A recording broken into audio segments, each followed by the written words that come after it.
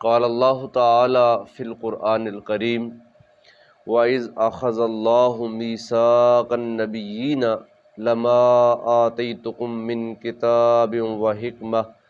ثُمَّ جَاءَكُمْ رَسُولٌ مُصَدِّقٌ لِّمَا مَعَكُمْ لَتُؤْمِنُنَّ بِهِ وَلَتَنصُرُنَّهُ قَالَ أَأَقْرَرْتُمْ وَأَخَذْتُمْ عَلَىٰ ذَٰلِكُمْ إِصْرِي قَالُوا أَقْرَرْنَا قَالَ فَاشْهَدُوا وَأَنَا مَعَكُم مِّنَ الشَّاهِدِينَ آمنت باللہ صدق اللہ العظیم۔ قابل احترام حاضرین و ناظرین، اللہ رب العالمین نے عالم ارواح میں ارواح انسانیت کو 3 بار جمع فرمایا اور ان سے مختلف مواثیق اللہ رب العالمین نے لیے۔ قرآن پاک میں اللہ رب العالمین نے سورہ آل عمران کی آیت نمبر 81 اور 82 میں رسول رحمت صلی اللہ علیہ وسلم سے لیے گئے اور آقا کریم صلی اللہ علیہ وسلم کی شان اور مقام کو بیان کرنے کے لیے ارواح انبیاء کرام سے جو میثاق لیا، اس کا تذکرہ سورہ آل عمران میں اللہ رب العالمین نے ارشاد فرمایا۔ ارشاد باری تعالی ہے وَإِذْ أَخَذَ اللَّهُ مِيثَاقَ النَّبِيِّينَ لَمَا آتَيْتُكُم مِّن كِتَابٍ وَحِكْمَةٍ ثُمَّ جَاءَكُمْ رَسُولٌ مُصَدِّقٌ لِّمَا مَعَكُمْ لَتُؤْمِنُنَّ بِهِ وَلَتَنصُرُنَّهُ قَالَ أَأَقْرَرْتُمْ وَأَخَذْتُمْ عَلَىٰ ذَٰلِكُمْ إِصْرِي قَالُوا أَقْرَرْنَا قَالَ فَاشْهَدُوا وَأَنَا مَعَكُم مِّنَ الشَّاهِدِينَ۔ ارشاد باری تعالیٰ ہوتا ہے، اے میرے پیارے محبوب، آپ اس وقت کو یاد کیجئے جب اللہ تعالیٰ نے انبیاء کرام سے میثاق لیا تھا کہ لما آتیتکم من کتاب و حکمہ، کہ جب تم کو میں کتاب و حکمت عطا کروں گا، ثم جاءکم رسول، پھر تمہارے پاس میرا شانوں والا اور مقام والا رسول آئے گا، مصدق لما معکم، جس کی شان، مقام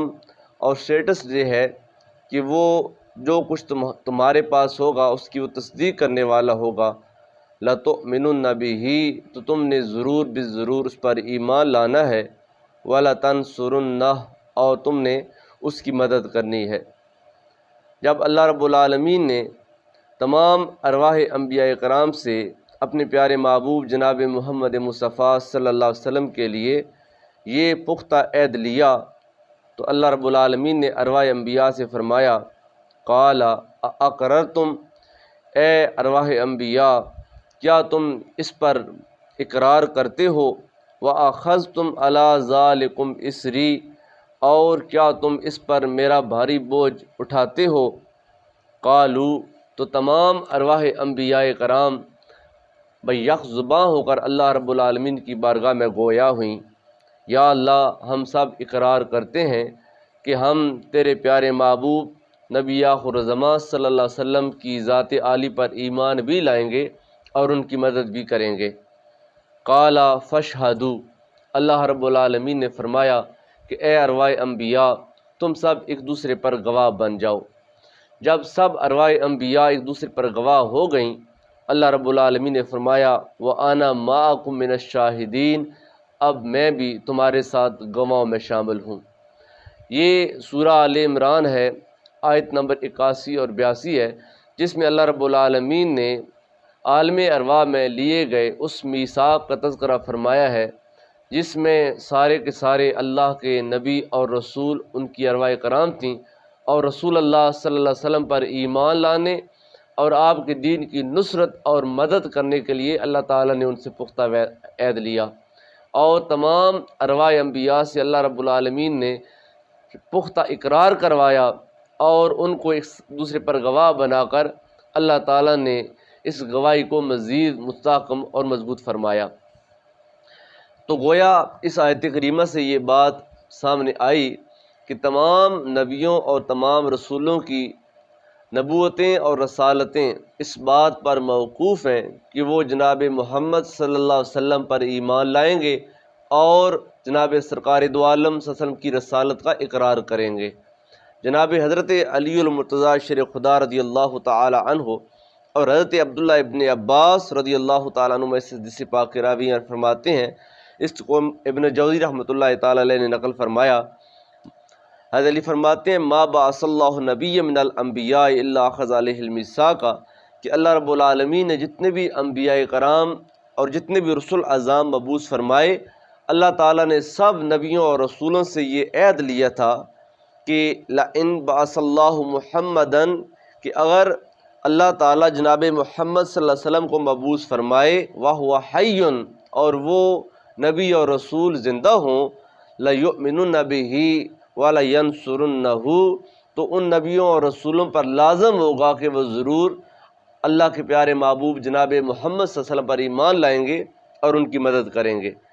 وَأَمَرَهُ أَنْ يَأْخُذَ الْمِيثَاقَ عَلَىٰ أُمَّتِهِ، اور ساتھ یہ بھی ان کو تاکید کی گئی تمام نبیوں اور رسولوں کو کہ تم نے اپنی امتوں سے اس بات کا عہد لینا ہے لَإِنْ بَعَثَ مُحَمَّدًا وَهُمْ أَحْيَاءٌ، کہ اگر اللہ کا پیارا محبوب جناب محمد مصطفیٰ صلی اللہ علیہ وسلم آپ مبعوث ہوں اور وہ امتیں زندہ ہوں، تو لَيُؤْمِنُنَّ بِهِ وَلَيَنْصُرُنَّهُ، تو ان امتوں پر لازم ہے کہ وہ پھر اللہ کے پیارے محبوب جناب محمد مصطفیٰ صلی اللہ علیہ وسلم پر ایمان لائیں گی اور ان کے دین کی نصرت اور مدد کریں گی۔ یہ اللہ رب العالمین کے پیارے محبوب حضرت سرکار دو عالم صلی اللہ علیہ وسلم کے پیارے صحابہ کرام کا فرمان ہے کہ اللہ رب العالمین نے تمام انبیاء کرام سے انفرادی طور پر الگ الگ یہ پختہ عہد لیا تھا، اور ان کو اللہ رب العالمین نے تاکید فرمائی تھی کہ تمام نبیوں اور رسولوں پر یہ لازم ہے کہ اگر وہ زندہ ہوں اور ان کے ہوتے ہوئے اللہ کا پیارا محبوب آ جائے تو ان پر ایمان لانا اور ان کی نصرت و مدد کرنا سب پر لازم ہے۔ تو گویا تمام نبیوں اور رسولوں کی نبوتیں اور رسالتیں اسی بات کے ساتھ اٹیچ ہیں کہ ان کو ہر حال میں اللہ کے پیارے محبوب جناب محمد مصطفیٰ صلی اللہ علیہ وسلم پر ایمان لانا ہوگا اور ان کی مدد کرنی ہوگی۔ اللہ رب العالمین کے پیارے محبوب حضرت محمد مصطفیٰ صلی اللہ علیہ وسلم سب سے آخر میں مبعوث ہوئے، اور آدم علیہ السلام سے لے کر عیسیٰ روح اللہ علیہ السلام تک تمام نبی اور رسول اپنے اپنے مقرر کردہ وقتوں پر اس زمانے میں تشریف لائے، لیکن ہر نبی اور ہر رسول اس بات کو اچھی طریقے سے جانتا تھا کہ ہمارا مقام و مرتبہ اعلیٰ ہوگا، لیکن ہمارے امام ہمارے آقا و مولا اور ہمارے ہادی جناب محمد مصطفیٰ صلی اللہ علیہ وسلم جو کہ وجہ تخلیق کائنات ہیں اور جن کو اللہ تعالیٰ نے تمام نبیوں اور رسولوں پر فضیلت عطا فرمائی ہے، ان کی شان وراء الورا ہے۔ اللہ رب العالمین نے تمام نبیوں اور رسولوں کو اس بات سے بھی آگاہ کیا تھا کہ میرا پیارا محبوب کس خطے میں جلوہ افروز ہوگا، کہاں ان کی ولادت ہوگی اور ان کی زندگی کے نشیب و فراز کس طریقے سے ہوں گے اور کہاں وہ ہجرت فرما کر جائیں گے۔ تو اسی وہ انتظار میں اور اسی جستجو میں بے شمار اللہ رب العالمین کے نبیوں اور اللہ تعالیٰ کے رسولوں نے اپنے مشن کی تکمیل کے بعد وادی مکہ کا قصد کیا، اور وہ وادی مکہ میں اس انتظار میں رہے کہ اللہ تعالیٰ کا نبی یہاں پر جلوہ افروز ہوگا تو ان کی زیارت کا موقع نصیب ہوگا اور ان پر ایمان لانے کا ہم کو موقع نصیب ہوگا جس کا ہم نے اللہ تعالیٰ سے وعدہ کیا ہے، اور اگر ہم ان کے دین کے کام آ گئے تو ہم ان کے دین کی ضرور مدد کریں گے۔ تو حضرت ملا علی قاری رحمۃ اللہ تعالیٰ علیہ نے مرقات میں شرح مشکات شریف میں بیان کیا ہے کہ کم و بیش 300 سے 700 کے لگ بھگ انبیاء کرام ایسے ہیں جو وادی مکہ میں تشریف لائے اور ان کا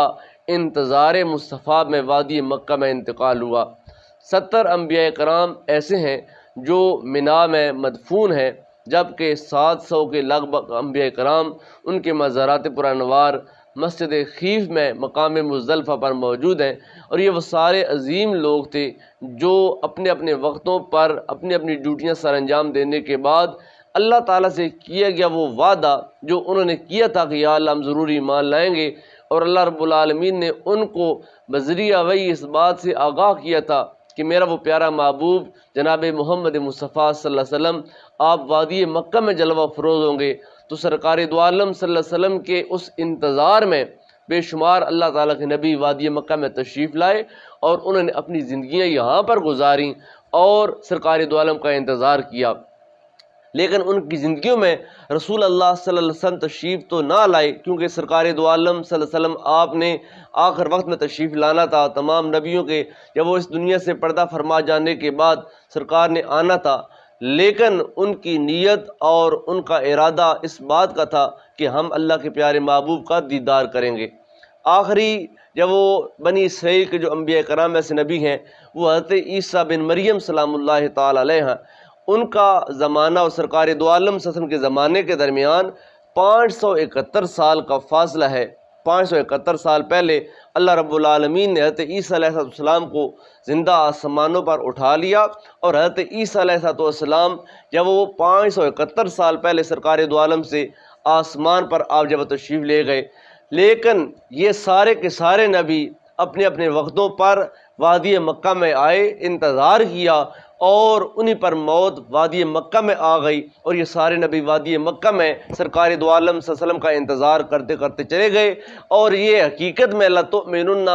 اور وَلَتَنْصُرُنَّ کی انہوں نے عملی تفسیر پیش کی تھی۔ معراج کی رات اللہ رب العالمین نے تمام نبیوں اور تمام رسولوں کو اس وعدے کی عملی تکمیل کے لیے مسجد اقصی میں جمع فرما لیا، اور مسجد اقصی میں اللہ رب العالمین نے اپنے پیارے محبوب کو مصلی امامت پر کھڑا کر کے تمام نبیوں اور رسولوں کو سرکار کا امتی اور سرکار کا نمازی اور سرکار کا مقتدی ہونے کا شرف عطا فرما دیا۔ اور جب سارے نبی اور سارے رسول مسجد اقصی میں رسول رحمت صلی اللہ علیہ وسلم کے مقتدی ہوئے تو لَتُؤْمِنُنَّ کی عملی تفسیر سامنے آ گئی کہ ہم ضرور بے ضرور جناب محمد مصطفیٰ صلی اللہ علیہ وسلم پر ایمان اس حال میں لائیں گے کہ ان کو اپنا امام اور ان کو اپنا ہادی و مادی یا وہ مانیں گے۔ اللہ رب العالمین کے پیارے محبوب ایک دن مسجد نبوی میں تشریف فرما تھے، جناب فاروق اعظم رضی اللہ تعالی عنہ آپ تشریف لائے، اور ان کے ہاتھ میں تورات کے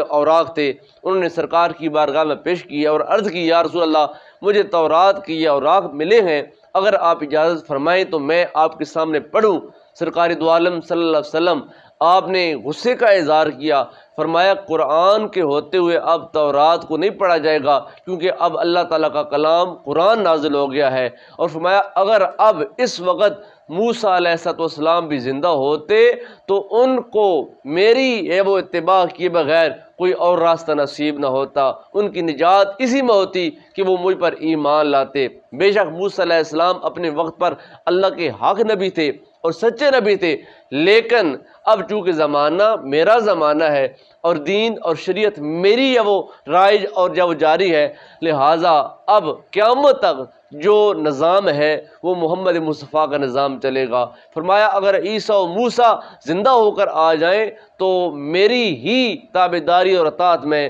ان کے لیے نجات کا راستہ ہوگا۔ تو اللہ تعالیٰ کے ساتھ کیا گیا عالم ارواح میں انبیاء کرام کا وعدہ تمام نبیوں اور رسولوں کو یاد تھا، اور انہوں نے عملی طور پر مسجد اقصی میں سرکار کے پیچھے نماز پڑھ کے ایمان بھی لے آئے، اور اپنے اپنے وقتوں میں انہوں نے اپنے اپنے زمانے میں اپنے اپنے ماننے والوں کو سرکار کا تعارف بھی کروایا، سرکار کی پہچان بھی کروائی۔ اور کتب سیرت بتاتی ہیں کہ بنی اسرائیل کے تمام نبی انہوں نے سرکار کا حلیہ، سرکار کا قد و قامت، سرکار کی زندگی کے نشیب و فراز کا حال، سرکار کا جائے ولادت، سرکار کا بچپن، لڑکپن، جوانی، سرکار کا بڑھاپا، سرکار کا وصال، سرکار کا ہجرت کے مقام، یہ تمام چیزیں انہوں نے اپنی امتوں کو بتائے تھے، اور تمام جانتے تھے کہ اللہ کے آخری نبی کا یہ یا وہ آخری یا وہ حال ہوگا۔ لیکن ان کا خیال یہ تھا کہ رسول اللہ صلی اللہ علیہ وسلم بھی بنی اسرائیل میں تشریف لائیں گے، لیکن معاملہ اس کے برعکس جب ہوا، سرکار دو عالم صلی اللہ علیہ وسلم حضرت اسماعیل علیہ السلام کی اولاد میں سے جب بنو اسماعیل میں پیدا ہوئے تو ان کا وہ سارا خواب چکنا چور ہو گیا۔ کتب سیرت یہ بتاتی ہیں کہ آقا نعمت صلی اللہ علیہ وسلم کے میلاد پاک سے پہلے ابھی اللہ کے پیارے محبوب عملی طور پر ظاہراً اس زمانے میں تشریف نہیں لائے تھے، سرکار کا میلاد نہیں ہوتا، تو بنی اسرائیل جب بھی کہیں کسی محاذ پر جاتے، لڑائی پہ جاتے، ان پر مشکل وقت آتا تھا تو وہ رسول اللہ صلی اللہ علیہ وسلم کا واسطہ اور وسیلہ دے کر اللہ تعالیٰ کی بارگاہ میں دعا مانگتے تھے کہ یا اللہ وہ نبی جو سب سے آخر میں تیرا محبوب بن کر اس کائنات میں جلوہ افروز ہوگا اور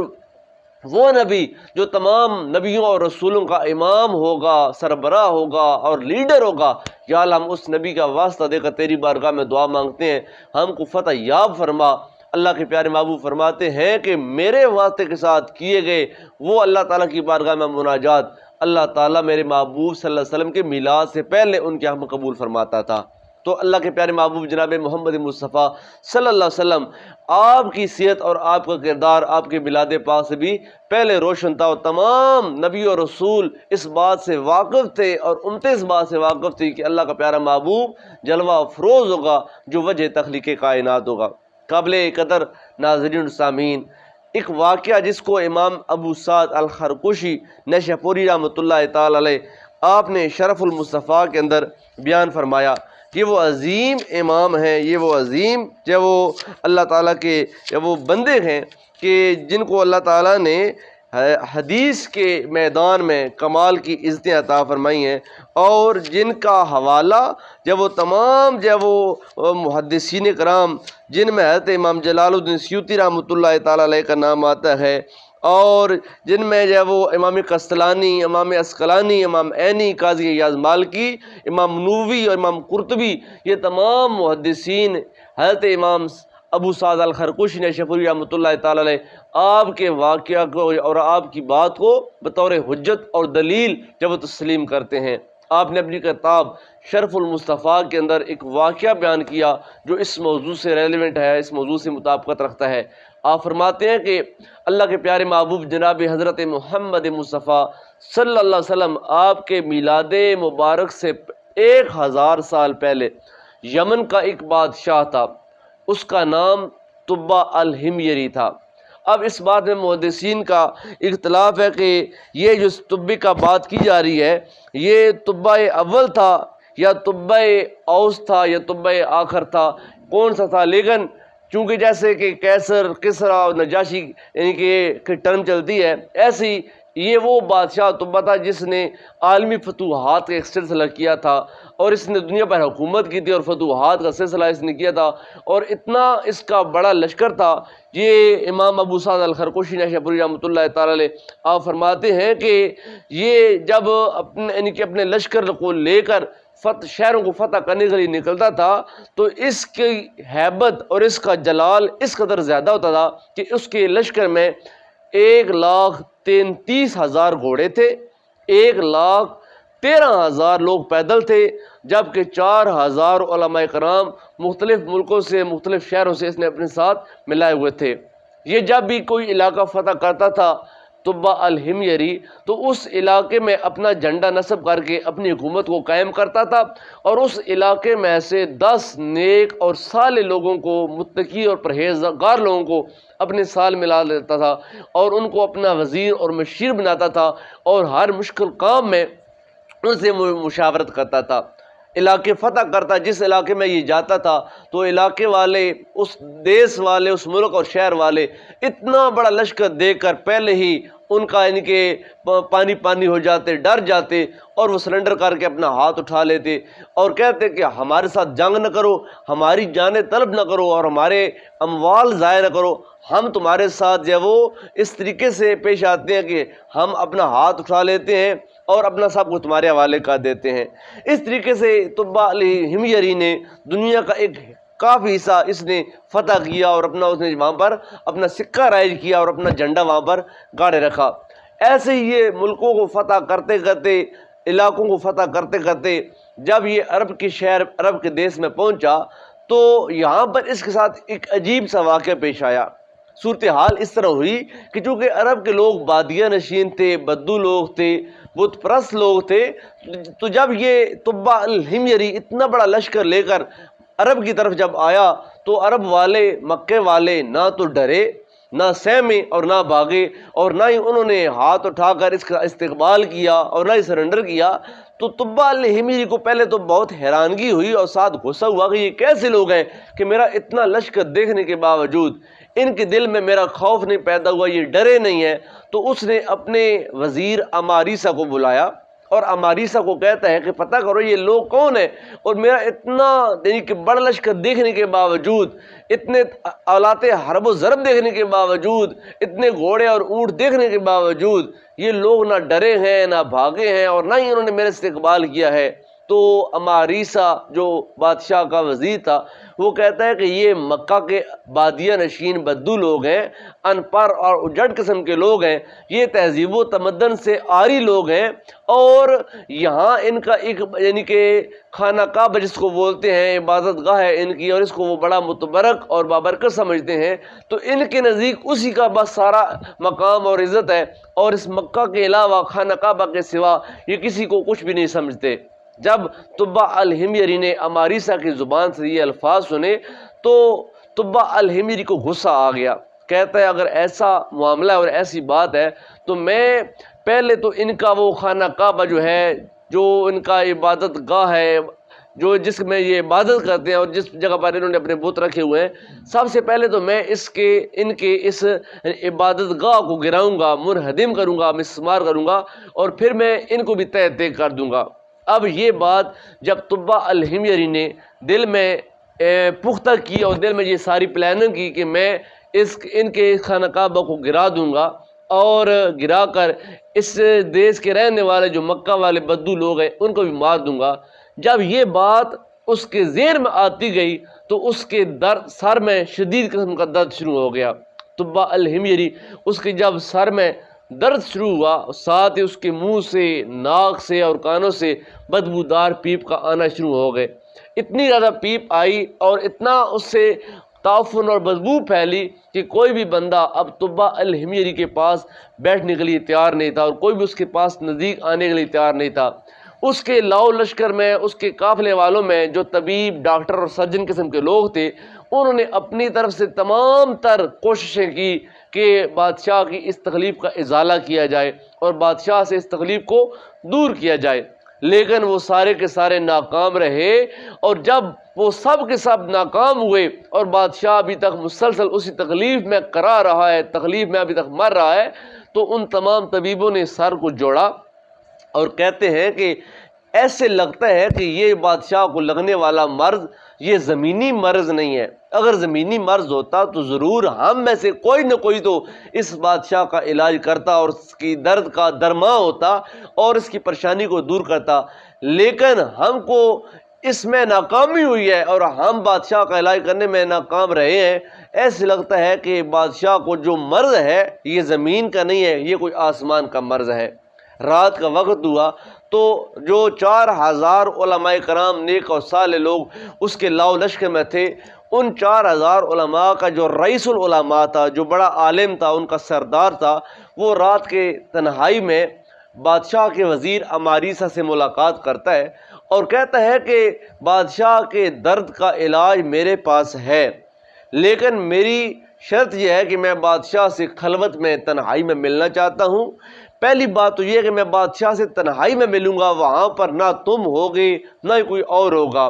اور دوسری بات یہ ہے کہ بادشاہ کو کہو کہ جو بات میں کہوں گا وہ بات تم کو ماننی پڑے گی، اگر تم مانے گا تو تمہاری تکلیف کا دور کرنے کی ذمہ داری میں لیتا ہوں۔ جب اماریسا نے تبع الحمیری بادشاہ کو جب وہ رئیس العلماء کی اس بات سے آگاہ کیا تو بادشاہ تو آلریڈی پہلے ہی تکلیف کے اندر تھا، مصیبت میں تھا، اس نے فوراً ہاں کہہ دی اور حامی بھر لی کہ میں جب وہ رئیس العلماء سے تنہائی میں ملنے کے لیے آمادہ ہوں۔ اب رات کے جب وہ سناٹے میں، رات کے اندھیرے میں جب رئیس العلماء تبع الحمیری کے خیمے میں داخل ہوا تو اس وقت ایک تبع الحمیری تھا اور دوسرا رئیس العلماء تھا۔ جب آمنے سامنے بیٹھے تو رئیس العلماء نے تبع الحمیری سے دو ٹوک بات کی، کہا کہ اے تبع، سچ بتانا، جھوٹ نہیں بولنا، مجھے بتاؤ کیا تم نے کہیں خانہ کعبہ کو گرانے کا ارادہ تو نہیں کیا تھا؟ کیا تم نے کہیں اس وہ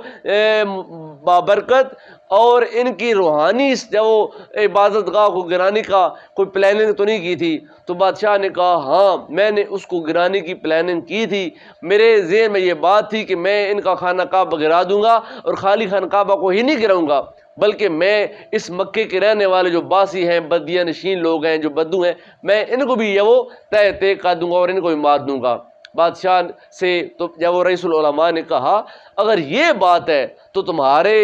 سر کا درد اور تمہارے منہ سے، تمہارے ناک سے اور تمہارے کانوں سے بہنے والے پیپ کا سبب ہی یہ ہے کہ یہ مقام اللہ تعالیٰ کا جب پسندیدہ مقام ہے، یہ بابرکت جگہ ہے، لہٰذا ابھی توبہ و استغفار کرو، اللہ تعالیٰ سے معافی مانگو، اور یہ جو برا ارادہ تم نے اپنے دل اور دماغ میں قائم کیا ہے اس سے جب وہ اظہار بیزاری کرو اور توبہ و استغفار کر کے رجوع کرو۔ جب بادشاہ کو معلوم ہوا کہ میری تکلیف کا سبب یہ ہے کہ میں نے جو خانہ کعبہ کو گرانے کا ارادہ کیا ہے، لہٰذا اس نے فوراً توبہ و استغفار کی، اس نے اللہ تعالیٰ سے معافی مانگی اور کہا کہ یا اللہ میں اس رئیس العلماء کو گواہ بنا کر کہتا ہوں کہ میرے دل اور دماغ میں جو خانہ کعبہ کو گرانے اور خانہ کعبہ کے مکینوں کو مارنے کا جو خیال آیا تھا، یا اللہ میں اسے توبہ کرتا ہوں۔ جو ہی بادشاہ الحمیری نے توبہ کی، اللہ تعالیٰ نے فوراً اس کے سر کے درد کو دور کر دیا، اور جو اس کے منہ سے، کانوں سے اور ناک سے بدبودار پیپ بہہ رہی تھی وہ بھی آنا رک گئی۔ جب اس کا جسم صحت یاب ہوا تو اس نے ایمان قبول کیا اور اللہ تعالیٰ کے غار خانہ کعبہ پر 7 غلاف چڑھائے۔ تاریخ یہ بتاتی ہے اور سیرت یہ بتاتی ہے کہ اللہ تعالیٰ کے غار خانہ کعبہ پر سب سے پہلے جس نے جب وہ لحاف اور غلاف چڑھائے ہیں وہ طبہ الحمیری تھا، جس نے اپنی تکلیف کے زائل ہونے کے بعد شکرانے کے طور پر اللہ تعالیٰ کے گھر کا اکرام کیا، عزت کی، اور احترام کرتے ہوئے اللہ تعالیٰ کے گھر پر اس نے غلاف چڑھا دیے۔ اللہ تعالیٰ نے صحت عطا فرمائی، اس نے اپنے سفر کا آغاز دوبارہ سے کیا۔ سفر جب وہ دوبارہ شروع ہو گیا، یہ سارا لو لشکر بادشاہ کی معیت میں چل رہا تھا۔ ایک مقام پر پانی کا چشمہ تھا، اور جب وہ چند کھجور کے درخت تھے وہاں پر بادشاہ نے حکم دیا کہ یہاں پر پڑاؤ کیا جائے، چونکہ یہاں پر پانی موجود ہے اور یہاں پر سایہ ہے تو یہاں ہم قیام کریں گے۔ جب قیام کرنے کے لیے وہاں پر ٹھہرے تو پوچھا گیا کہ یہ مقام کون سا ہے، اس علاقے کو کیا کہا جاتا ہے؟ تو اکا دکا لوگوں نے اس بات کی طرف ان کی رہنمائی کی کہ اس جگہ کو یثرب کہتے ہیں۔ یہ وہ جگہ ہے جو بیماریوں کا، پریشانیوں کا اور تکلیفوں کا گڑھ ہے، جہاں پر بے شمار تکلیفیں ہیں، اس کو یثرب کہتے ہیں۔ جب علماء کرام نے سنا کہ یہ یثرب ہے اور ان کو معلوم تھا کہ جو اللہ کا آخری نبی ہے وہ مکہ المکرمہ میں پیدا ہوگا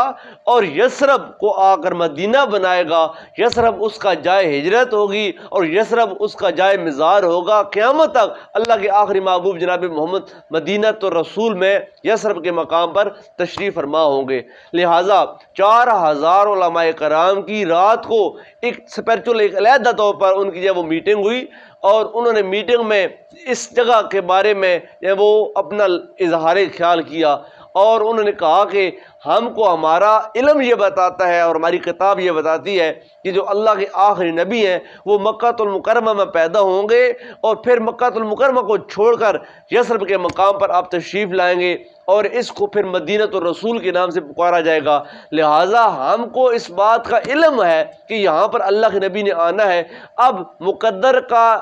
یہ پھیر ہے اور یہ اللہ تعالیٰ کی تقدیر کا پھیر ہے کہ اللہ تعالیٰ ہم کو طبہ کے ساتھ اس مقام تک لے آیا۔ اگر ہم یہاں سے چلے گئے تو یہ ہمارے لیے بد نصیبی اور بدبختی ہے کہ ہم اللہ کے آخری محبوب جناب محمد صلی اللہ علیہ وسلم کا دیدار کیے بغیر یہاں سے چلے جائیں گے، لہٰذا ہم یہاں سے نہیں جائیں گے۔ تو 4000 علماء کرام میں سے 400 علماء کرام ایسے تھے جو چوٹی کے علماء کرام تھے، اور جو 4000 علماء کرام میں سرکردہ علماء کرام تھے اور جو بڑے علماء کرام تھے، استاد قسم کے علماء کرام تھے، انہوں نے کہا کہ اگر بادشاہ ہم کو جلا دے یا ہمارے ٹکڑے ٹکڑے کر دے پھر بھی ہم یہاں سے ایک قدم آگے نہیں بڑھائیں گے۔ رات گزری، صبح کا وقت ہوا، بادشاہ نے کہا اماریسا اپنے وزیر کو کہ پیغام پہنچاؤ پورے قافلے میں کہ ہم اپنے سفر کا آغاز کر رہے ہیں۔ جب اماریسا نے پیغام پورے قافلے میں پھیلایا کہ ہم اس فلاں ٹائم پر یہاں کو کوچ کر جائیں گے، تو 400 علماء اکرام نے کہا کہ ہم نے تمہارے ساتھ اب یہاں سے آگے نہیں جانا،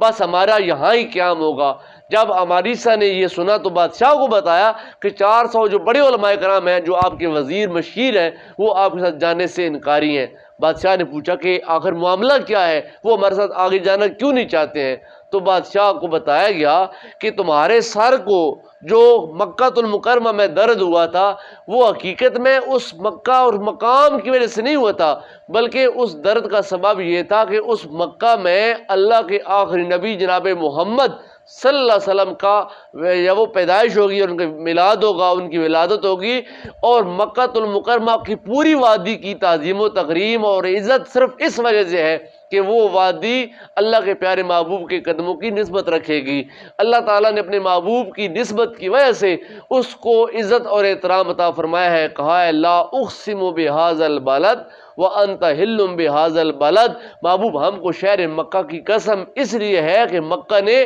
آپ کے قدموں کے بوسے لیے ہیں۔ فرمایا کہ جو تم کو وہاں پر درد ہوئی تھی وہ اللہ کے نبی کی ذات سے نسبت رکھنے والے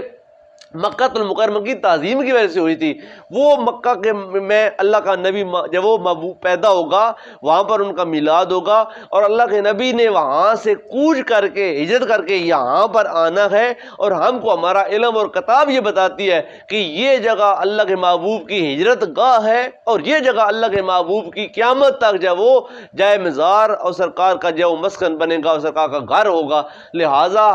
اگر اللہ تعالیٰ کا فضل و کرم ہم پر ہوا اور مہربانی ہوئی، مقدر ہم کو کھینچ کر یہاں لے آئے ہیں، ہم یہاں سے آگے جانے کو اپنے لیے بد نصیبی سمجھتے ہیں، ہم اللہ کے نبی کا انتظار کریں گے۔ اللہ کا نبی یہاں تشریف لائے گا تو ہم ان کی ذات پر ایمان لائیں گے اور ان کا دیدار کریں گے۔ جب طبہ الحمیری نے یہ بات سنی وہ خوش ہوا کہ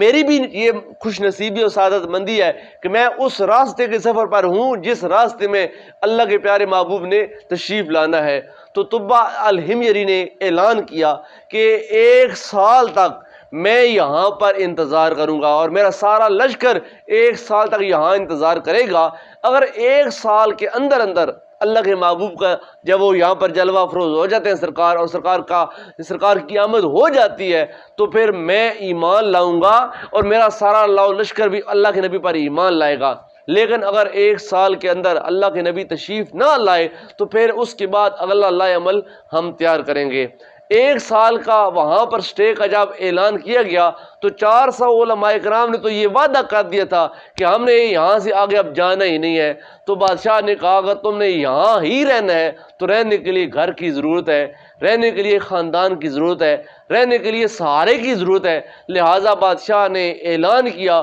کہ یہ جو 400 چوٹی کے میرے علماء کرام یہاں پر رہنے کا وعدہ کر چکے ہیں ان کے لیے گھر تعمیر کیے جائیں۔ اب 400 علماء کرام کے گھر تعمیر کیے جا رہے ہیں، تو 400 علماء کرام کے لیے ان کے گھر کو بسانے کے لیے اور ان کے خاندان کو پروان چڑھانے کے لیے اپنے لشکر میں سے 400 کنیزوں کو، لونیوں کو، باندیوں کو آزاد کیا گیا۔ جو عزت و احترام والی بڑی باندیاں تھیں ان کو آزاد کر کے بادشاہ نے اپنے سامنے ان 400 علماء کرام کی نکاح ان باندیوں کے ساتھ کروائے۔ اب 400 خاندان بن گئے، 400 گھرانے بن گئے، ان 400 گھروں کو آباد کیا گیا اور ساتھ ایک گھر علیحدہ بنایا گیا۔ وہ گھر مخصوص تھا کہ یہ گھر بادشاہ طبہ الحمیری کی طرف سے اللہ کے پیارے محبوب جناب محمد صلی اللہ علیہ وسلم کے لیے ہوگا۔ 400 علماء کرام کے گھر تعمیر کیے گئے اور 400 علماء کرام کے وہاں پر نکاح کروائے گئے، شادیاں کی گئی اور 400 علماء کرام کو وہاں پر ٹھہرایا گیا۔ 1 سال تک بادشاہ وہاں ٹھہرا، انتظار کیا، لیکن اللہ کے پیارے محبوب کا میلاد نہ وہ سرکار تشریف نہ لائے۔ تو 1 سال کے بعد بادشاہ طبہ الحمیری اس نے اپنی فتوحات کا سفر آگے چلانا چاہا، آگے سفر کا آغاز کرنا چاہا، تو اس نے رات کے سناٹے میں تنہائی میں اپنے وزیر اماریسہ کو کہا کہ جاؤ جا کر رئیس العلماء کو میری بارگاہ میں لے کر آؤ۔ جب رئیس العلماء طبہ الحمیری کے سامنے آیا تو بادشاہ نے ایک خط لکھا، کہا کہ اے رئیس العلماء، چونکہ تو نے یہاں رہنے کا پختہ عزم کر لیا ہے، اب تم اور تمہارے ساتھ 400 علماء یہاں قیام کریں گے، میں نے آگے جانا ہے، ابھی تک میں نے اور بہت سے کام کرنے ہیں، میرا دل اس خوشی سے شاد ہے کہ میں یہاں پر 1 سال اللہ کے نبی کے انتظار میں دیدار کے لیے بیٹھا ہوں، لیکن میں دنیا کا آگے مزید نظارہ کرنا چاہتا ہوں، آگے جانا چاہتا ہوں۔ تو اے رئیس العلماء، میں ایک خط لکھ رہا ہوں، وہ خط تم نے اگر تمہارے ہوتے ہوئے اللہ کے محبوب تشریف لے آتے ہیں تو میری وہ امانت میرا خط بادشاہ کا خط جو ہے وہ سرکار تک پہنچانا ہے۔ اور اگر تمہاری زندگی میں اللہ کے محبوب تشریف نہیں لاتے ہیں تو پھر تم نے اپنی اولاد کو یہ خط دے کر تاکید کرنی ہے کہ وہ خط سرکار تک پہنچے۔ اگر ان کی بھی وہ زندگی میں نہ آئے تو میرا یہ خط ضائع نہیں ہونا چاہیے، بلکہ نسل در نسل یہ خط چلتے رہنا چاہیے اور یہ خط جو ہے اللہ کے محبوب تک پہنچ جانا چاہیے۔ اس خط کی کیا عبارت تھی اور بادشاہ طبع الحمیری نے اس خط کے اندر کیا لکھا؟ امام ابو سعد الخرقوشی نیشاپوری رحمۃ اللہ تعالی علیہ آپ نے شرف المصطفیٰ میں اس خط کی عبارت کو بھی نقل فرمایا ہے۔ آپ فرماتے ہیں خط کی عبارت یہ تھی: اما بعد یا محمد صلی اللہ علیہ وسلم انی آمنت بکا، اے پیارے محمد صلی اللہ علیہ وسلم، آپ پر اللہ تعالیٰ کی سلامتیاں ہوں، اللہ کی رحمتیں ہوں۔ انی آمنت بکا، بے شک میں طبع الحمیری آپ پر ایمان لے آیا۔ سبحان اللہ و بحمدہ سبحان اللہ العظیم۔ ابھی اللہ کے پیارے محبوب جناب محمد مصطفیٰ صلی اللہ علیہ وسلم اس کائنات میں عملاً سرکار تشریف نہیں لائے، ابھی سرکار کا میلاد ہونا پیچھے ہے۔ 1000 سال پہلے طبع الحمیری سرکار کا پہلے کلمہ پڑھ رہا ہے، کہتا ہے انی آمنت بکا، اے پیارے محبوب محمد میں آپ پر ایمان لاتا ہوں، وبکتابک، اور میں آپ کی کتاب پر بھی ایمان لاتا ہوں، جو کتاب اللہ پاک آپ کو عطا فرمائے گا، الذی انزل اللہ علیک، جو کتاب اللہ تعالیٰ کی ذات آپ پر جب وہ نازل فرمائیں گے، اتاریں گے۔ یا رسول اللہ میں آپ پر اور آپ کی کتاب پر ایمان لاتا ہوں، وَأَنَا عَلَىٰ دِينِكَ وَسُنَّتِكَ، اے پیارے محبوب محمد میں آپ کے دین پر ہوں، دین اسلام پر ہوں اور میں آپ کی سنت پر ہوں۔ وَآمَنْتُ بِرَبِّكَ، میں آپ کے رب پر بھی ایمان لاتا ہوں، وَرَبِّ كُلِّ شَيْءٍ، اس رب پر ایمان لاتا ہوں جو تمام مخلوقات کا رب ہے، جو تمام اشیاء کا رب اور پروردگار ہے، میں اس رب پر ایمان لاتا ہوں۔ اس جب وہ عبارت کے بعد آگے عبارت کا حصہ یہ ہے، بادشاہ کہتا ہے وَإِن لَّمْ أُدْرِكَ فَاشْفِعْ لِي يَوْمَ الْقِيَامَةِ، اے میرے پیارے محبوب محمد صلی اللہ علیہ وسلم، اگر میں اپنی زندگی میں آپ کو پا نہ سکوں تو پھر یا رسول اللہ قیامت والے دن آپ میری شفاعت فرمائیے گا۔ وَلَا تَنْسِنِي، اور مجھے آپ بھلا نہ دیجیے گا۔ فَإِنِّي مِنْ أُمَّتِكَ الْأَوَّلِينَ، بے شک میں آپ کے یعنی امت کے اولین لوگوں میں ہوں، میں آپ پر ایمان لانے میں اولین لوگوں میں ہوں۔ وَبَایَعْتُکَ، اور میں آپ کے ہاتھ پر بیعت کرتا ہوں، قبل مجیئے کا، آپ کے یہاں کائنات میں جلوہ افروز ہونے سے پہلے۔ وَبَایَعْتُکَ قبل مجیئے کا، آپ کی اس کائنات میں جلوہ افروز ہونے سے قبل ہی یا رسول اللہ میں آپ پر، آپ کے ہاتھ پر اور آپ کے روحانی طور پر آپ کی بیعت فرمات کرتا ہوں۔ وقبل ارسال اللہ تعالیٰ ایاک، اور اللہ تعالیٰ نے ابھی آپ کو ارسال نہیں کیا، مبعوث نہیں کیا، تو اللہ تعالیٰ کے آپ کو ارسال کرنے سے پہلے ہی میں آپ پر وہ ایمان لاتا ہوں۔ وَأَنَا عَلَىٰ مِلَّتِكَ وَمِلَّةِ إِبْرَاهِيمَ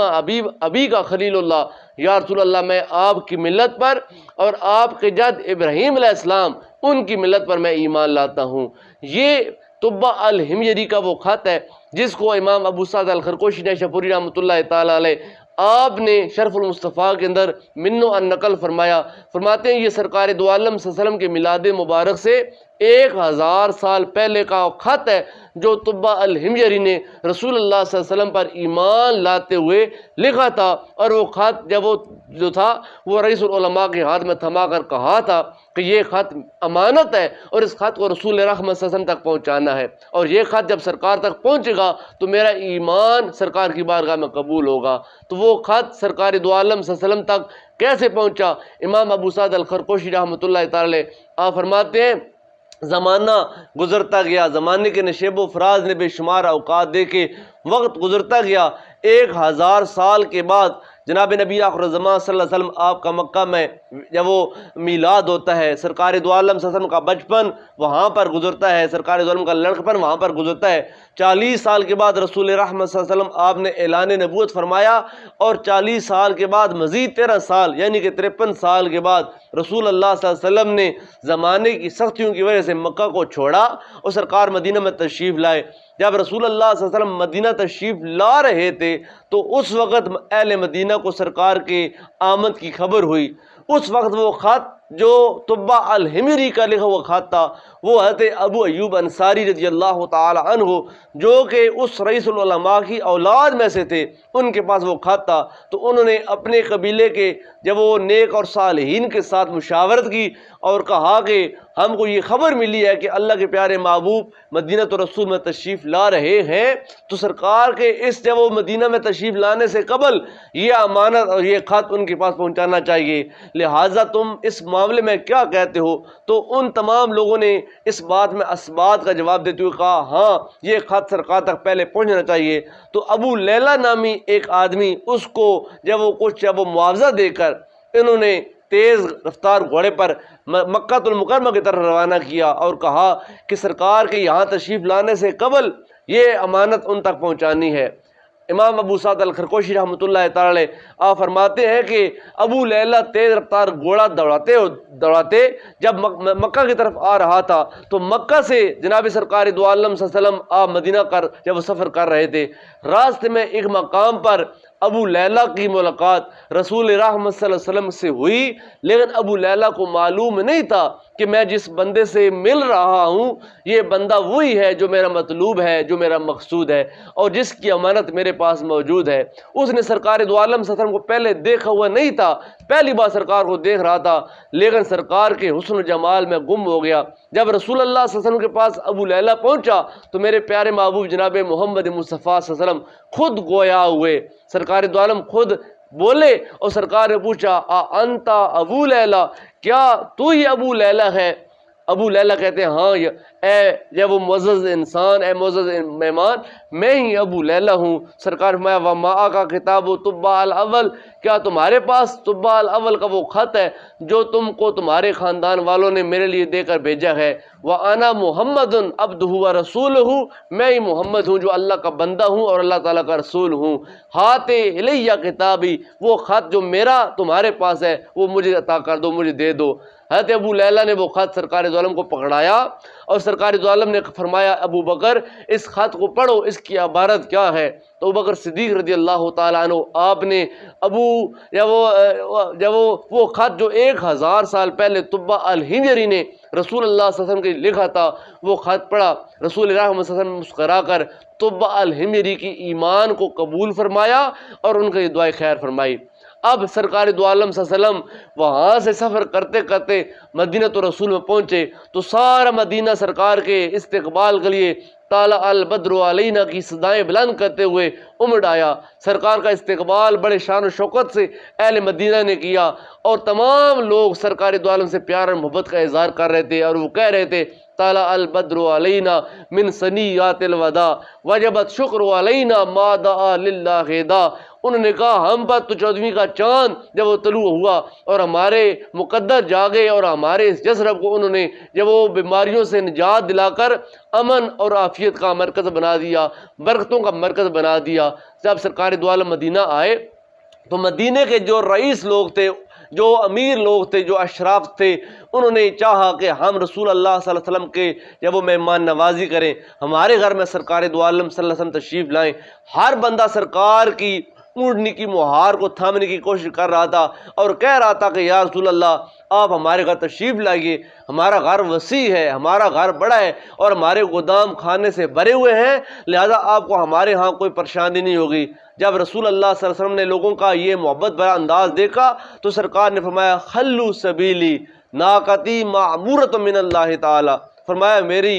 جب میرا راستہ چھوڑ دو، میری اونٹنی اللہ کے امر سے چل رہی ہے، یہ جہاں پر خود ٹھہرے گی وہیں پر ہمارا جب وہ بسیرا ہوگا، وہیں پر ہمارا قیام ہوگا۔ اب اونٹنی کو آزاد چھوڑا گیا، اونٹنی آگے آگے اور تمام لوگ اونٹنی کے پیچھے پیچھے چل رہے تھے۔ اونٹنی چلتی چلتی حضرت ابو ایوب انصاری رضی اللہ تعالی عنہ آپ کے مکان کے پاس ٹھہری اور وہاں پر بیٹھ گئی۔ رسول رحمت صلی اللہ علیہ وسلم آپ نے پوچھا یہ گھر کس کا ہے؟ بتایا گیا کہ یہ ایک غریب نجار ابو ایوب انصاری کا گھر ہے۔ سرکار دو عالم نے فرمایا یہی ہماری وہ جائے اقامت ہے اور یہی ہمارا مسکن ہے۔ اور جب ابو ایوب انصاری رضی اللہ تعالی عنہ آپ کا شجر نسب کھنگالا گیا اور دیکھا گیا کہ یہ بندہ کون ہے تو معلوم ہوا کہ ابو ایوب انصاری وہ خوش نصیب انسان ہے جو رسول اللہ صلی اللہ علیہ وسلم کے میلاد مبارک سے 1000 سال پہلے طبہ الحمجری